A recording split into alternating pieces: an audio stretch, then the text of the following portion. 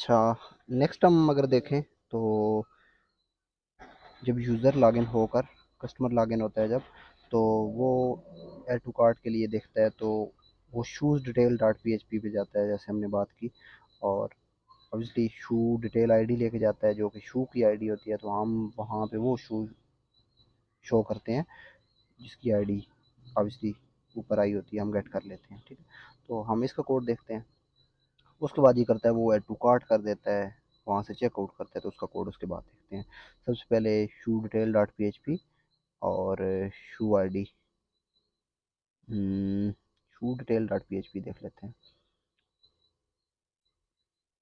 अच्छा, ये देख लें जैसे हम गेट करते थे दूसरे शूज़ वाले पेज के लिए, शू आईडी वैसे ज़ीरो है, फिर सेट गेट शू डिटेल आईडी, तो शू आईडी में क्या सेव कर दो जो कि गेट कर रही है। ठीक है, आप यहाँ पे देखें तो शू डिटेल आईडी क्या गेट कर ला रहा है, यहाँ से टू, तो इस तरह वो गेट हो जाता है। ठीक है, तो शू आईडी के अंदर क्या आ जाता है, इस तरह जो कि ज़ीरो होती है उसमें टू आ जाता है, या जो भी आईडी होती है वो आ जाती है। Select all from shoes, left join categories, category से ज्वाइन किया है, साइज़ वाले टेबल से ज्वाइन किया है, फिर इसको रिजल्ट में सेव किया है, रो ले ली है पूरी। और यहाँ पे हम कहते हैं कि इमेज का टैग है, उसमें हम कहते हैं कि एसेट वाले फोल्डर में, इमेजेस वाले फोल्डर में, शूज़ वाले फोल्डर के अंदर शू इमेज के वाला जो इमेज है वो डिस्प्ले करो। शू इमेज में क्या है, उस इमेज का एड्रेस स्टोर है, तो शूज़ वाले में फोल्डर में जो ये वाला होगा ये मौजूद होगा। ये डाटाबेस से हम ले रहे हैं, तो ये इसी इमेज का ऑब्वियसली उधर स्टोर होगा। जो एड्रेस डेटाबेस में सेव है वही उसका इमेज होगा जो कि इस फोल्डर के अंदर सेव होगा, तो वो डिस्प्ले हो जाएगा। ठीक है, उसकी विड्थ और हाइट वगैरह हमने सेट कर ली है। उसके बाद उसकी प्राइस, कलर और साइजेस हम डिस्प्ले कर रहे हैं। ठीक है, और आगे एक बटन है ऐड टू कार्ट आईडी। ठीक है, हमने बटन बनाया है, ठीक, नेम वगैरह लिखा है। आगे हमने ये जो अवेलेबल साइज़ हैं उनको हमने डिस्प्ले किया, उनमें से एक सेलेक्ट किया जा सकता है। जो अवेलेबल नहीं होते हम उनको स्ट्रीक थ्रू कर देते हैं। ठीक है ये किस तरह होता है कि हम दोनों चेक करते हैं। पहले चेक करते हैं कि if size 36 is equal to 1, तो हम कहते हैं साइज़ 36, तब हमें ये वाला बटन बना दो, और अगर ये ज़ीरो है तो ये वाला बटन बना दो। ठीक है, इनमें से एक डिसेबल्स वाला बटन है, ठीक है, और एक सही वाला बटन है। ठीक है, अगर तो साइज़ 36 अवेलेबल हुआ, 38,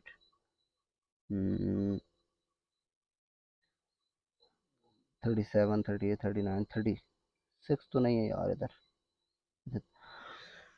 यहाँ पे कोई और ले लें, 37 ले लें मिसाल तौर पे। ये 1 होगा तो ये बटन बनेगा, 0 होगा तो ये, मीन कि जो साइज़ अवेलेबल होता है उसका साइज़, उसका बटन इस तरह से बनता है, और जो अवेलेबल नहीं होता उसका इस तरह से डिसेबल वाला बन जाता है। ठीक है, तो यूज़र अपना जो भी साइज़ चाहिए होता है उसको वो करके ऐड टू कार्ट करता है।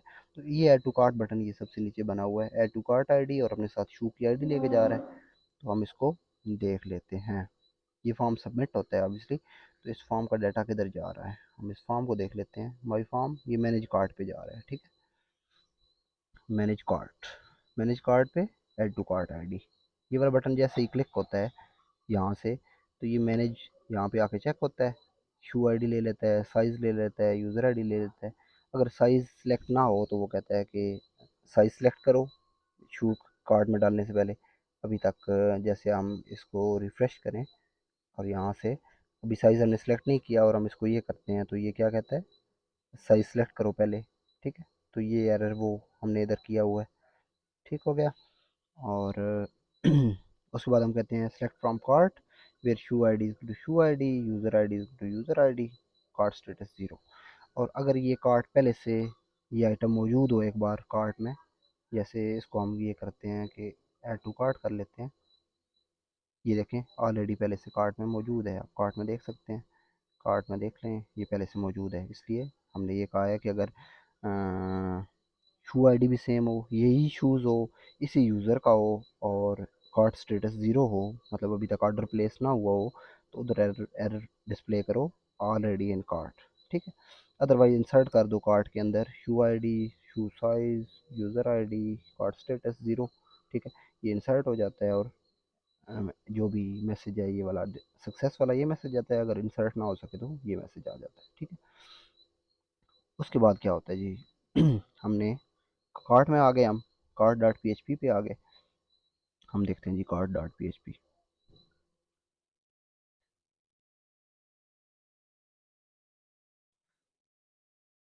अच्छा, इसमें हम क्या करते हैं, select all from shoes, categories के साथ मिला रहे हैं, सब कैटेगरी के साथ, कार्ट के साथ, यूज़र्स के साथ।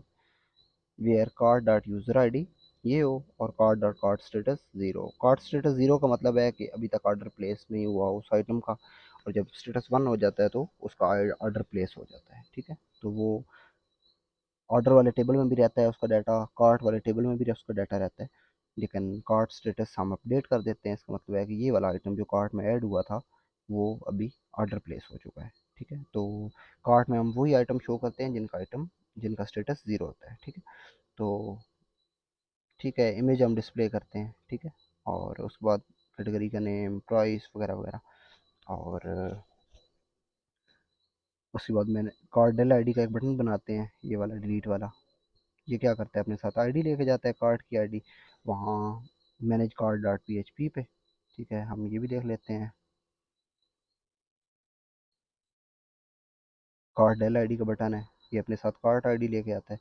Delete from cart where cart ID to this, अगर सक्सेस हो तो ये, अदरवाइज एरर का मैसेज आ जाता है। ठीक है, हम ना दोबारा वापस आते हैं अपने टैग पे। ठीक, उसके बाद नीचे जी कंटिन्यू शॉपिंग का है, ये वाला बटन बना हुआ है, ये दोबारा शॉपिंग के लिए वापस ले जाता है।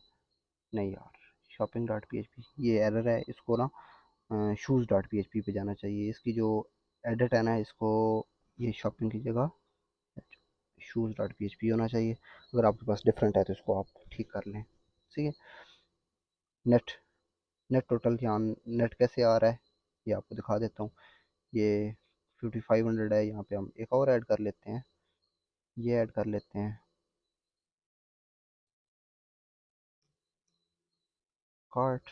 अभी देखें ये दोनों प्लस होके आ रहे हैं, ये जो नेट अमाउंट आ रही है। तो ये कैसे होती है नेट, नेट को आप इधर देखें, net is to net plus row की प्राइस। ठीक है, जैसे I is to I plus one करते हैं ना, इसी तरह नेट इज टू पहली बार जो उसकी प्राइस होगी और दूसरी रो प्रिंट होगी उसकी प्राइस भी उसमें में ऐड हो जाती है। ठीक है, तो वो जो नेट बनता है टोटल, वो जितनी रोज़ प्रिंट होंगी, जितनी रोज़ होंगी, सबके टोटल इधर नीचे आ जाता है, वो हम प्रिंट कर लेते हैं।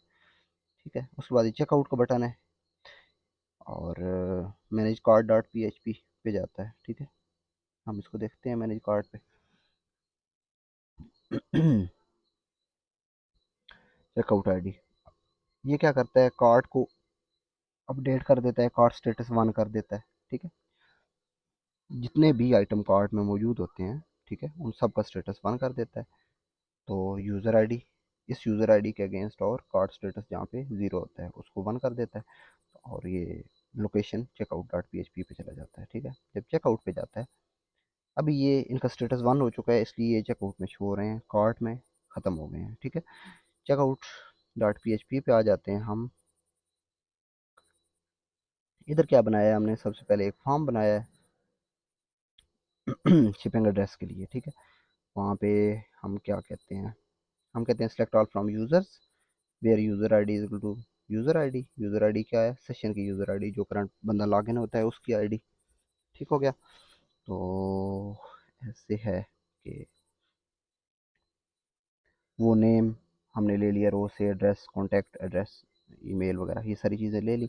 नीचे हमने फॉर्म बनाया है, उसके अंदर हमने वैल्यूज़ दे दी हैं। ठीक है, नेम भी शो हो रहा है, एड्रेस भी, कॉन्टैक्ट भी, ईमेल भी। ठीक है, ये कैसे शो हो रहा है देखें, यहाँ शो हो रहा है। अगर अपडेट करना हो यहाँ से इसको मज़ीद लिख के इसको अपडेट करें तो वो अपडेट हो जाता है। ठीक है, ये कैसे होता है, ये नीचे सबमिट का बटन है, नेम इसका अपडेट है, और ये फॉर्म माई फॉर्म है। ठीक है, और माई फॉर्म ये किधर जाता है, मैनेज प्रोफाइल पे। मैनेज प्रोफाइल पे क्या होता है जी, अपडेट का बटन अगर क्लिक हुआ है तो वो नेम, एड्रेस, कॉन्टेक्ट सब कुछ ले लेता है, यूज़र को अपडेट कर देता है, उनका नेम वगैरह ये वो। यहाँ पे यूज़र आईडी ये होती है जो करंट यूज़र लॉगिन होता है, और प्रोफाइल अपडेटेड सक्सेस का मैसेज आ जाता है। ठीक, अदरवाइज़ क्या होता है, चेकआउट पे दूसरी चीज़ क्या है, यहाँ पे ये। ठीक है, इसको देखते हैं। अच्छा जी, चेकआउट पे थे हम, और ये हमारा एड्रेस वाला है। आगे हमने शूज़ नेम, कैटेगरी, प्राइस और एक्शन 4 का कॉलम बनाया है। Name, category, price, action. ठीक है, नेम में हम पहले इमेज शो करते हैं, यही वही हमने क्यूरी चलाई है, शूज़ में से ले लो, कैटेगरी के साथ ज्वाइन किया है, कार्ड के साथ, यूज़र्स के साथ। ठीक है, वाइल लूप चलाई है और हम इमेज शो करते हैं पहले, फिर शू का नेम, फिर शू का साइज़, फिर कैटेगरी का नेम, फिर प्राइस, और आगे डिलीट का बटन भी हमने बनाया हुआ है। ये डिलीट सेम बटन है जो कार्ट में भी डिलीट का बटन था, कार्ट डेल आईडी इसका नाम भी रखा हुआ है। इनकेस अगर यहाँ भी आप डिलीट करते हैं तो इसका स्टेटस जो आपने 1 किया था वो 0 हो जाता है। ठीक है, तो वो दोबारा कार्ट में वापस आ, कार्ट में, कार्ट में, अच्छा वो डिलीट हो जाता है, कार्ट से डिलीट हो जाता है पूरा आइटम। ठीक है, अभी यहाँ एक बच गया। अच्छा, अदरवाइज क्या होता है, कार्ट एम्प्टी होता है। अगर आई इज इक्वल टू 0 हो तो कार्ट एम्प्टी होता है। आई का हम करते हैं, आई को प्लस प्लस करते हैं, आई इज इक्वल टू 0 और आई प्लस प्लस कर रहे हैं। ठीक है, वो जो ये साइड पे 1 2 3 इस तरह होता जाएगा। उसके बाद कार टोटल, हम जितने भी होते हैं कार टोटल डिस्प्ले हो जाता है। वो भी नेट वाला है, जैसे मैंने कार टोटल का बताया, कार टोटल नेट। ठीक है, net is to net plus row की प्राइस, ये जिस तरह कार्ट के अंदर हो रहा था ये उसी तरह हो रहा है। और ठीक हो गया। यहाँ से जब ऑर्डर प्लेस होता है, अकाउंट इस तरह, पेमेंट मेथड यहाँ से सिलेक्ट होता है। ठीक है, और ये रेडियो टाइप है। ठीक है, इनमें से कोई एक सिलेक्ट होता है, कैश ऑन डिलीवरी और बैंक। ठीक है, और उसके नीचे प्लेस ऑर्डर का बटन है, इसका नेम चेकआउट है, वैल्यू नेट है, ये अपने साथ टोटल जो बिल होता है वो लेके जाता है। ठीक है, टोटल बिल की अमाउंट जितनी होती है। प्लेस ऑर्डर, ये फॉर्म सबमिट होता है तो ये किधर जाता है, ये फॉर्म जाता है जी, माई फॉर्म 2 है नीचे। माई फॉर्म 1 तो एड्रेस की अपडेट के लिए था, माई फॉर्म 2 किधर जाता है, मैनेज ऑर्डर्स पे जाता है। चेकआउट, अगर ये बटन क्लिक हुआ है तो क्या करो, कस्टमर आईडी ले लो, टोटल बिल जो चेकआउट के साथ आया है, और पेमेंट टाइप, पेमेंट टाइप अगर कैश ऑन डिलीवरी है तो 1 सेव कर लो, बैंक है तो 2 सेव कर लो, इंसर्ट कर दो ऑर्डर्स में, कस्टमर आईडी सेव करो, ऑर्डर अमाउंट सेव करो, पेमेंट टाइप, ऑर्डर स्टेटस वगैरह वगैरह ये सेव हो जाता है। तो कार्ट को अपडेट कर दो, order status, order ID, cart में जो भी आइटम हम अपडेट कर रहे होते हैं उनके अगेंस्ट हम ऑर्डर आईडी भी उधर प्लेस कर देते हैं। ठीक है, मतलब कार्ट में आप पहले डालते रहते हैं आइटम। ठीक है, कार्ट में आपने 3 आइटम डाले हैं और उनको चेकआउट किया तो उनका स्टेटस 1 हो गया, और फिर कार्ट में डाले तो 1 हो गया, और कार्ट से चेकआउट किए, प्लेस ऑर्डर किया तो उनका स्टेटस 2 हो गया। तो अभी जब ऑर्डर प्लेस करते हैं तो ऑर्डर आईडी एक जनरेट होती है। ठीक है, जो हमने लास्ट आईडी के अंदर सेव की है, लास्ट आईडी, इंसर्ट आईडी जो है, जो ये जो ऊपर क्यूरी चलती है इसकी इंसर्ट आईडी जो होती है वो हम लास्ट आईडी में सेव करते हैं, और हम कहते हैं वो ऑर्डर आईडी है बेसिकली। तो ऑर्डर वाले टेबल में जो आईडी होती है वो हम कार्ट वाले टेबल में भी उन सब आइटम जो चेकआउट हुए होते हैं उनके अगेंस्ट लगा देते हैं।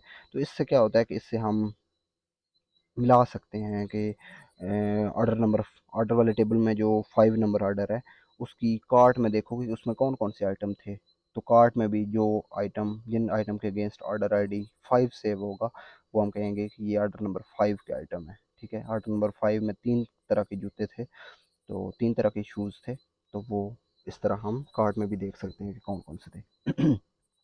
और कार्ट स्टेटस जिसका 1 किया होता है उसको 2 कर देते हैं, जहाँ पे यूज़र आईडी ये होती है, और कार्ट स्टेटस जिनका 1 होता है 1 2 कर देते हैं। इसका मतलब है कार्ट में वो आइटम जिनका स्टेटस 2 होता है वो क्या होता है, उनका ऑर्डर प्लेस हो चुका है। ठीक है, और कार्ट स्टेटस 1 का मतलब क्या है कि वो चेकआउट के लिए जा चुके हैं, कार्ट में नहीं है। और जिनका 0 होता है वो कौन से होते हैं, वो कार्ट के अंदर होते हैं। ठीक है, तो कार्ट वाली पेज पे नज़र आते हैं।